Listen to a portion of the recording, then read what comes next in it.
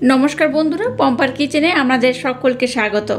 আজ আমি আপনাদের সাথে ছানার পায়েসের রেসিপি শেয়ার করব। পায়েস আমরা নানা রকমভাবে বানিয়ে থাকি, তবে ছানার পায়েসের স্বাদই আলাদা। আমার মতো একবার এই অমৃত স্বাদে ছানার পায়েসের রেসিপিটা বানিয়ে দেখবেন। এই পায়েস একবার খেলে অন্য কোনো পায়েস আর খেতে ইচ্ছাই করবে না। বাচ্চা থেকে বড়, আশা করছি যে একবার খাবে সেই আপনাকে বারবার বানাতে বলবে। তাহলে চলুন দেরি না করে আজকের এই অমৃত স্বাদে ছানার পায়েসের রেসিপিটা দেখে নেওয়া যাক।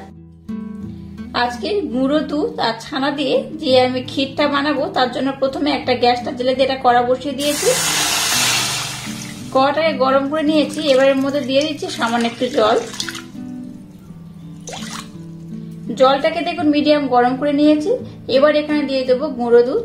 10 টাকা দামের যে গুঁড়ো দুধের প্যাকেট হয় সেই প্যাকেট 2 থেকে 3টে দিলেই হবে। এবার জলের সাথে দুধটাকে খুব ভালোভাবে কিন্তু মেল্ট করে নিতে হবে। মিষ্টির জন্য এখানে দিয়ে দেবো এই বাটির মাপ করে 3 ভাগের 1 ভাগ মিচিরি। মিচিরিটাকে আমি ব্লেন্ড করে নিয়েছি। আপনারা চাইলে মিচিরির পরিবর্তে এখানে চিনিও ব্যবহার করতে পারেন। এবার দুধটাকে আমি একটু হালকা ঘন করে জাল দিয়ে নেব। দেখুন দুধটাকে কিন্তু আগের থেকে আমি বেশ ঘন করে জাল দিয়ে নিয়েছি। এবার দেখুন কিছু কাজু বাদাম এখানে আমি দিয়ে দেব, কিছু আমন্ড সেটা করে দিয়ে দিলাম। এই দুরকম বাদাম দিয়ে দুধটাকে আমি আর একবার একটু ঘন করে জাল দিয়ে নেব। এবার দেখুন এখানে আমি 5টা দুধের ছানা বার করে নিয়েছি। ছানাটাকে দেখুন আমি একটু হাত দিয়ে মেখে নিয়েছিলাম, তো আরেকবার দেখাচ্ছি। দেখুন ছানাটাকে কিন্তু এইভাবে একটু খুব সুন্দর করে মোলায়েম করে মেখে নিতে হবে। আমি এখানে 500 দুধ ব্যবহার করেছি, আপনারা চাইলে কিন্তু এখানে 1 কিলো দুধও ব্যবহার করতে পারেন। যে যতটা পায়েসটা বানাবেন তার উপর ডিপেন্ড করেই কিন্তু এই ছানাটাকে ব্যবহার করবেন। ছানাটাকে কিন্তু খুব সুন্দর করে একদম মোলায়েম করে মেখে নিয়েছি। এই দেখুন, দেখে বুঝতেই পারছেন কতটা মোলায়েম করে মেখেছি। এইভাবে কিন্তু একদম সুন্দর করে মেখে নিতে হবে। দুধটাকে আবার একটু আমি ঘন করে জাল দিয়ে নিয়েছি।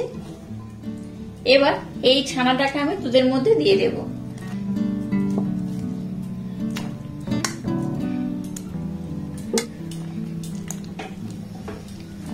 দেখুন ছানাটাকে আমি দুধের মধ্যে দিয়ে দিয়েছি।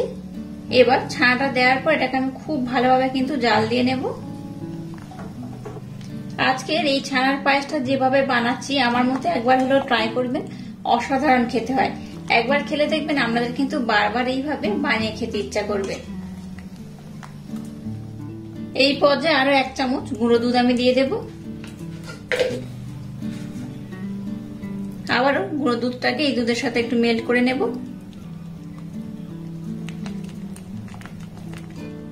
এই পর্যায়ে গুঁড়ো দুধটা ব্যবহার করলে কি হবে, দুধটা কিন্তু এই নরমাল দুধের সাথে খুব ভালোভাবে মেল্ট হবে না, একটু দানা দানা হয়ে থাকবে। তাতে করে কি হবে, আজকের এই ছানার পায়েসটা কিন্তু অপূর্ব টেস্ট হবে। গ্যাসের ফ্লেমটাকে এবার একটু লো টু হালকা মিডিয়াম দিয়ে পায়েসটাকে আমি খুব সুন্দর করে বানিয়ে নেব। আচ্ছা, মিষ্টির পরিমাণটা কিন্তু আপনারা আপনাদের পছন্দ মতো ব্যবহার করবেন, একটু কম একটু বেশি, যে যেমন মিষ্টি পছন্দ করবেন সেইভাবে কিন্তু মিষ্টিটাকে ব্যবহার করবেন।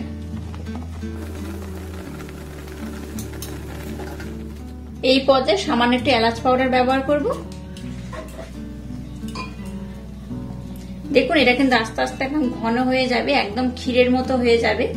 অপূর্ব খেতে হয় এই পায়েস, অবশ্যই একবার হলেও ট্রাই করবেন। আশা করছি আপনাদের ভীষণ ভালো লাগবে। এটাকে কিন্তু আর একটু ঘন করে আমি জাল দিয়ে নেব।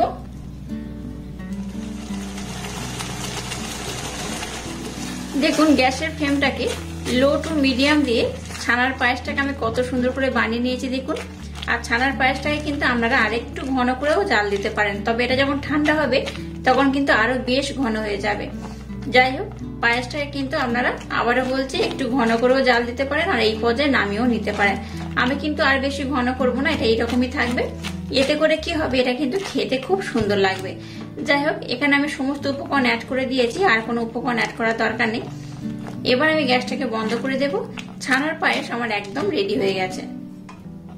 দেখুন ছানার পায়েসটা একদম রেডি হয়ে গেছে। এবার এখানে আমি পাত্রের মধ্যে সার্ভ করছি। আর কত অপূর্ব, কত অসাধারণ দেখতে হয়েছে দেখুন ছানার পায়েসটা। আপনারা বাড়িতে অবশ্যই আমার মতো একবার হলো ট্রাই করবেন, আশা করছি আপনাদের ভীষণ ভালো লাগবে। আর এইভাবে যদি ছানার পায়েস বানান, বাচ্চা থেকে বড় সবাই ভীষণ পছন্দ করবে আর খুব মজা করে খাবে। আর অতিথি আপ্যায়নের জন্য দারুণ কিন্তু একটা মিষ্টির রেসিপি, অবশ্যই একবার হলো ট্রাই করবেন। আশা করছি একবার যেই খাবে সেই কিন্তু আপনাদেরকে বারবার বানাতে বলবে। এবার কিছু আমন্ড, কিছু কাজু বাদাম, কিছু পেস্তা নিয়েছি, উপর থেকে এইভাবে আমি ডেকোরেশন করে দেবো। এইভাবে করলে কি হবে, দেখতে খুব সুন্দর লাগবে, খেতে তো অপূর্ব হয়, দেখে বুঝতেই পারছে। ছানা দুধ দিয়ে বানানো অপূর্ব একটা রেসিপি। তো এর সাথে যদি এইভাবে একটা খুব সুন্দর করে ডেকোরেশন করে দেন, তাহলে কিন্তু অসম্ভব খেতে লাগবে। যে কোনো জিনিস দেখতে যদি সুন্দর হয়, খাওয়ার খিদে কিন্তু বেশ অনেকটাই বেড়ে যায়। যাই হোক, এটাকে আমি খুব সুন্দর করে দেখুন ডেকোরেশন করে নিচ্ছি। আপনারা আপনাদের মনের মতো ডেকোরেশন করে নিতে পারেন। দেখলেন তো আজকে এই ক্ষীরের পায়েস বলুন বা ছানার পায়েস বলুন, কত অপূর্ব দেখতে হয়েছে। অবশ্যই আপনারা বাড়িতে ট্রাই করবেন। আর যদি বাড়িতে আমার মতো ট্রাই করেন, আমাকে কিন্তু কমেন্ট করতে ভুলবেন না আজকের এই ছানার পায়েসের রেসিপি আপনাদের কেমন লাগলো। আজকের এই ছানার পায়েসের রেসিপি যদি আপনাদের ভালো লাগে, তাহলে চ্যানেলটাকে লাইক, শেয়ার, কমেন্ট এবং সাবস্ক্রাইব করবেন। আর পাশে থাকা বেল আইকনটা প্রেস করে দেবেন। তাহলে টাটা, আবার দেখা হচ্ছে নতুন কোনো রেসিপি নিয়ে।